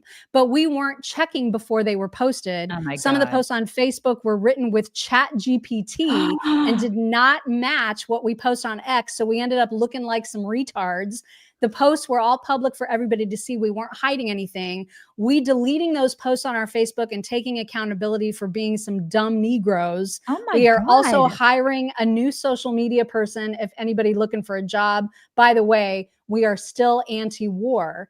And then they went on to say, for people that don't know what happened, our Facebook post said something like, Trump and Israel join forces and bomb Iran. Great job. And at the same time on X, we were like, F this war. We ain't dying for Israel. And then Loomer immediately found it and did her thing like she does. So what a disappointment. What an absolute disappointment. Just Huge. FYI, we're two people. I mean, like we how many years do we just like run all the things? How many Oh my God. Just if you gotta stay on top of that, man. You can't have Chat GPT writing your stuff for you. Right? We've That even is had, so listen, lame. we just had a conversation with our team about doing op-eds and they were like, well, you know what? I'm sure we could probably find an intern to do an op. We were like, no, we're not having Absolutely anybody not. write anything for us. That's not going to happen. We've never had anybody write our books, our articles. We're not doing that. We're not doing that. It's not going to happen. So like, you got to take control of that stuff. If you're a business owner and if somebody's representing you, you got to stay on top of that. It's like, I mean, that's pathetic. That is truly is not okay. Yikes. All right. And then in totally unrelated news to politics, everybody knows that there's been, that Caitlin Clark of the Indiana Fever has been just the absolute star of women's NBA until a new teammate of hers decided to stick up for her because Caitlin she's been getting the absolute crap kicked out of her. And now she's got some backup. There's a player named Sophie Cunningham who has gained now over 530,000 followers on TikTok since tackling a Sun player who fouled Caitlin Clark. Now the expectation is that WNBA ratings are going to get even better. And so just to give you an example of what it looks like when Caitlin gets ganged up on by these other horrible women on these horrible other teams, this is unbelievable. This video, what you're about to see, it's so blatant. Watch when Caitlin Clark is trying to create some space. It looked like she just got hit in the eye there. Ooh, and Marina Mabry. I missed that one, Idona. Oh, I missed that one too. Ridiculous. God, just unbelievable. He's taken so many beatings. Yeah, I would it's be infuriating. I'd be itching. I feel like is it Sophie or Sophia? I think it's Sophia. Sophie. I feel like she's like the Daisy to the mock. I feel like these chicks are like the mock and Daisy of the WNBA because I hope they're friends. Oh, they're friends. They're friends. As I've seen pictures, I like went down the rabbit hole this weekend. I'm like, I feel like she's like, you know what? I've had enough of this crap. And she's just like, I'm your Huckleberry. I'm ready to throw down. This chick, she either had brothers or she had a big sister a big sister that she did not like because, and she knows jujitsu. I read somewhere that she knows some sort of, maybe I'm wrong about the kind, but she knows some sort of martial. She's a black belt. Somebody said she's a black belt. Do not F with this chick. And then now they're friends. It's on. It's kind of like, listen, I am not a badass like this chick, but if somebody mess with Mock, oh my, thank you, but no. Like, this is the thing. Girls having each other's backs. And I love seeing this. And like, now I'm like, I'm in. Like, I'm here for it. I'm going to start watching. Like, I'm invested now. I love this duo. I love it. Well, here is what Sophie did during a game as a form of retribution. And I think it's just quiet, I think, because there may have been music that I had to take out. But this is what it looked like when she was like, you're not going to treat her that way and get away with it. So great. She's like, I'm just going to foul you on my own. And then I'm going to fight you, bitches. Here we go, bitch. It's going down, bitches. Yep. I love it. It's my favorite. This is my favorite. She's like, so she got a $400 fine. And now her jersey is sold out and she is a new fan favorite. And she was asked about all of the hullabaloo and her reason for doing the foul. And here is what she said. Oh, you know what? I'm just going to be me. I don't go in there trying to predetermine anything. I'm dialed in. I need to focus on hitting my shots, making sure I'm executing the schemes right. I'm not focused on the extracurricular activities. And you know what? During that, it was just part of the game. I think the refs had a lot to do with that. It was a build-up for a couple of years now of them just not protecting, the star player of the WNBA. And so at the end of the day, I'm going to protect my teammates. That's what I do. And I'm a team player, so...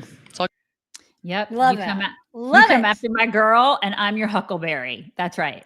Yeah. So great. I'm so here for it. I love it. I love all this. So great. All right. We are going to have a few My Pillow talks, and one of them isn't really a talk, but I know that I think you talked about Kat Timpf returning after she's got a brand new baby and now no boobs. After having her mastectomy due to the cancer. And she was on Greg Gutfeld's show with Joey Jones, and she put this up as her best joke of all time. And I cannot argue.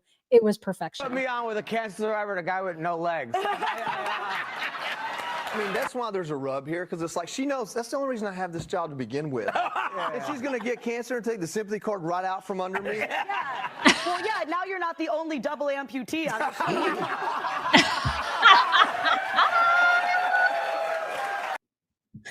That's so great. Perfect. So perfect. I know. I love that entire cast. I love all of them. So great. All right. We've got a new one from the guy that always makes fun of white women like me for petting all of the animals. And now there is a question about whether the woman that he's making fun of, whether it's AI or whether it's real. It probably is AI, but it doesn't matter, you guys. She'd still do it. She'd still do it. He's a good boy. You are. Yes, you are. White women ain't scared of shit. I keep telling y'all. I don't care if it's AI, BI, CI, DI, EI, DEI. It don't matter. If anybody gonna pull this shit off, it's gonna be a white woman. Hell, I'm leaning towards this could possibly be real shit. I think that's what AI is for, is telling you what white women are about to do, man. You heard her? It's You're true. such a good boy. You are. Yes, you are. It's so Mock. It is. We're going to get a video of Mock like going out into the ocean in their little boat. She and her husband. She's like, oh no, look what I found, you guys. Look. No, I'm not going to get a shark, Steve. I'm not. He's like, hey, Daisy, you should get a shark. No, I'm not, Steve.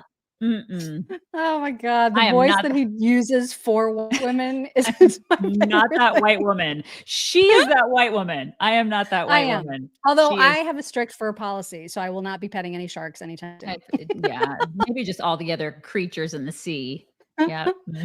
But speaking of AI, someone has decided to make AI of what it would look like if cats and dogs competed in diving competitions. And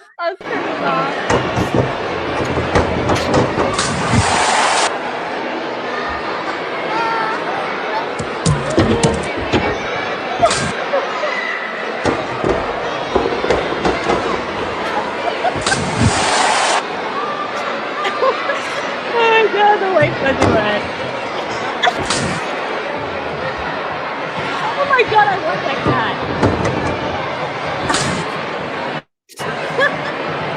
This is fantastic. Oh, wait, here comes.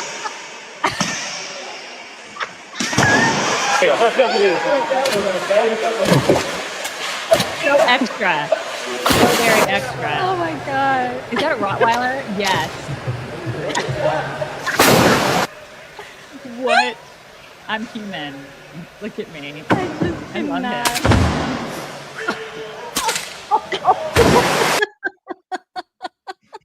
Oh my God. So AI Okay, this is is where good for some things. This is what it's good for, is making animals dive. This is it. God, we missed your talks. We missed them. It's not the same without talk, you guys. It's not.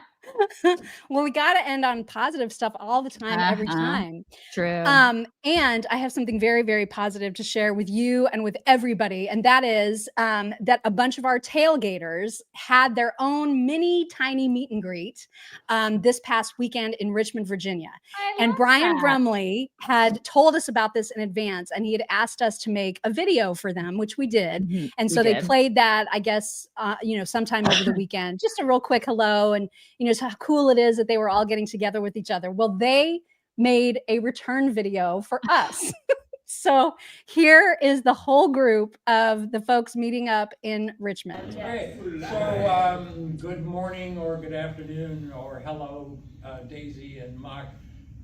This is the Tim Foolery Pit Stop Richmond, Virginia meet and greet in honor of you guys who have taught us how to be friends and love you two pieces. We're glad to be here, and we are grateful for the both of you. Ready? Oh my God. We love you, Jennings. Oh my God.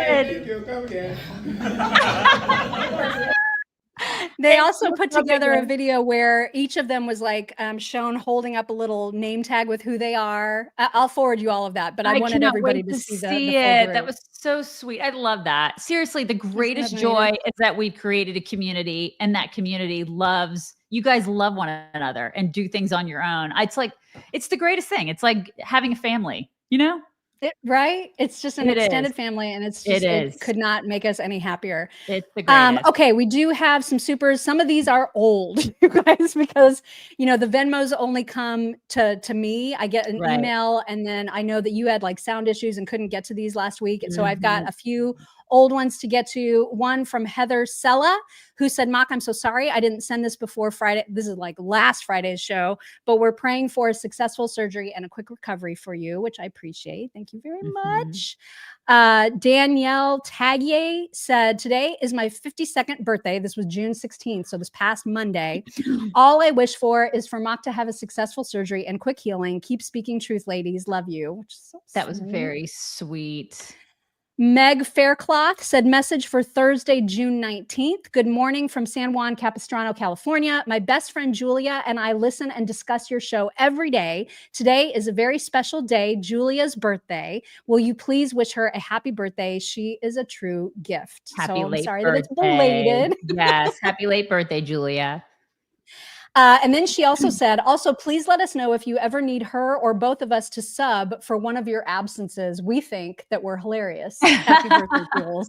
We will let you know for sure. Yes. But actually, you guys, it is such a blessing to have Chad being so willing. Yes. He doesn't get paid or anything to fill in for us when we're gone.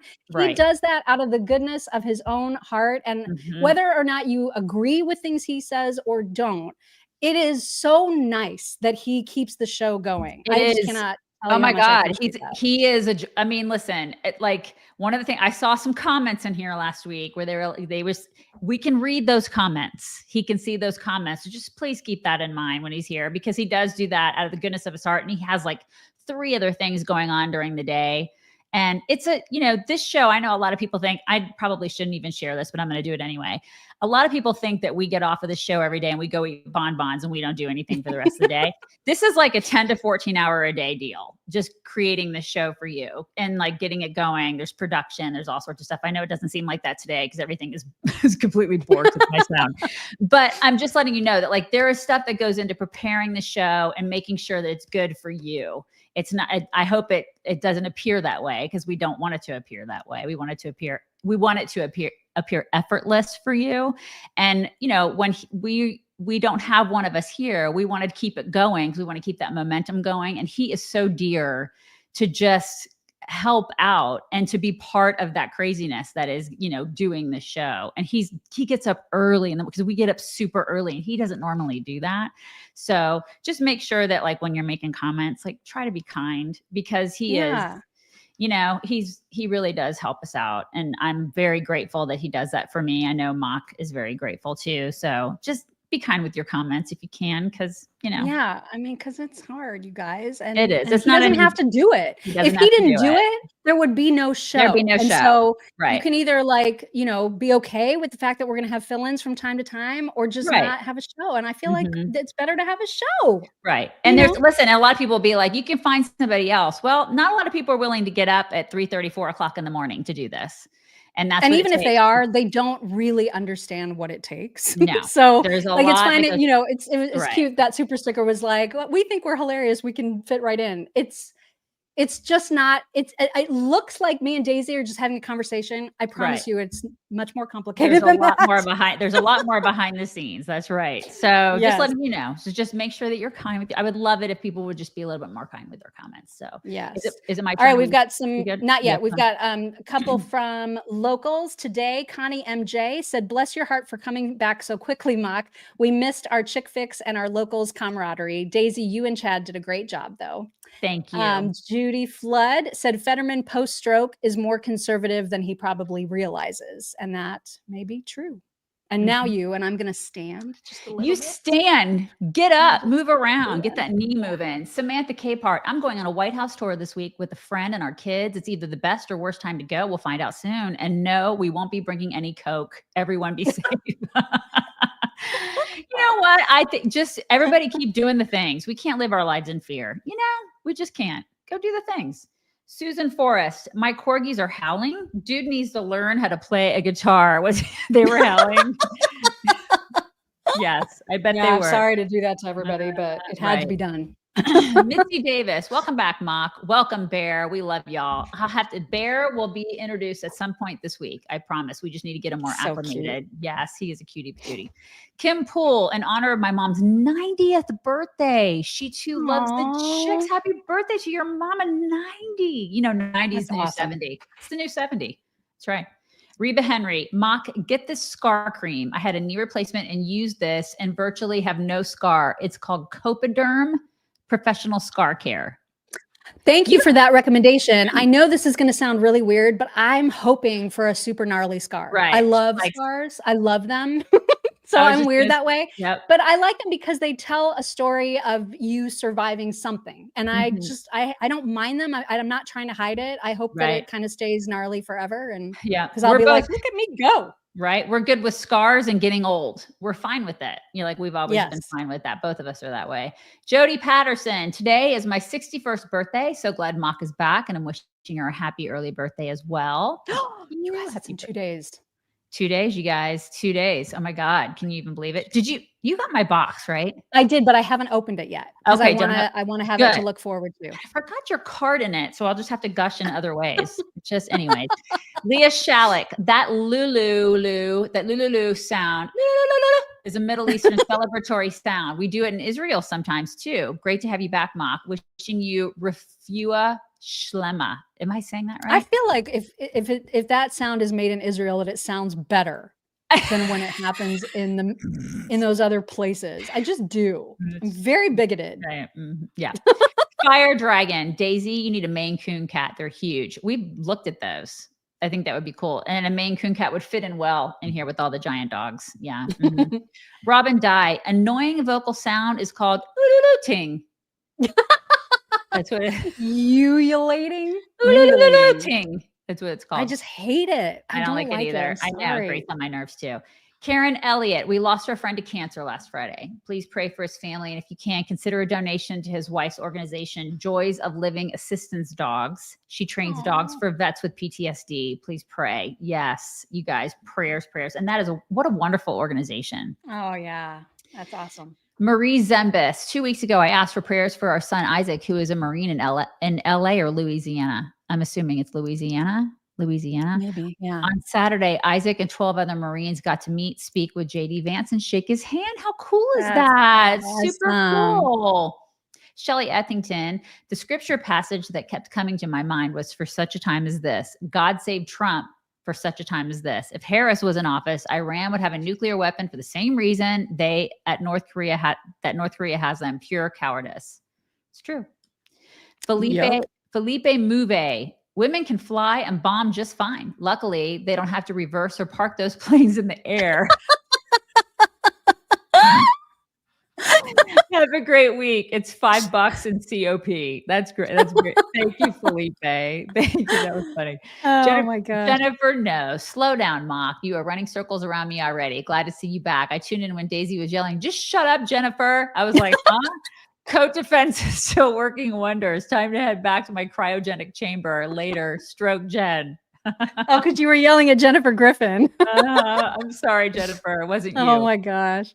Robin Dye, my CBS Bible study top leader, is a former Navy fighter pilot. She finally stopped flying when she had her third child. Talk about badass. It's completely badass. Oh my God. So Can you imagine those kids? Like, what does your mom do? Oh, she's basically like Top Gun. That's so cool. Leah Shalek, Democrats are not predictably stupid. They say the stupid things they say for a reason. They want to tear us apart. They are deliberate. I think some of them are, but I think some of them really are stupid. Yeah, they're pretty stupid. Some of them just really are dumb. Brian Brumley, Mock's last words. We're going to need a bigger boat. I'm gonna have to really pay attention to learning the difference between the fins of a shark and the fins of a dolphin, because we have both here. That's true. And you guys know that Jaws, like their 50th anniversary this weekend? Right. Was it this weekend or like last week? Can you believe that? If you're not feeling old, like 50th anniversary. Wow. Crazy, right? Okay, we are done on my side. How'd you do? You do okay? You feel good? Yeah, I'm gonna get some ice on it very quickly, and hopefully there won't be quite as much to catch up on tomorrow, and it won't be quite as long of a show, because it's fat right now. And I will get stuff. I'll try to get stuff fixed today. I'm really sorry about all the technical difficulties, you guys. Let's bring it in. It got better. Like, I feel like it got better the later on. It's not been as bad during the latter part of the show. Okay. But yeah, you still want to get hardwired for sure. Oh, I got to figure it out. I'll figure all that out today. So apologies for that. We will talk to you tomorrow. Everybody have a wonderful day. Hello, beautiful people. This is the Chicks on the Right's Indian correspondent. Thank you for watching or listening. Be very sure to like, subscribe, and ring the bell to stay up to date on all of their delicious content. Okay, thank you. Come again.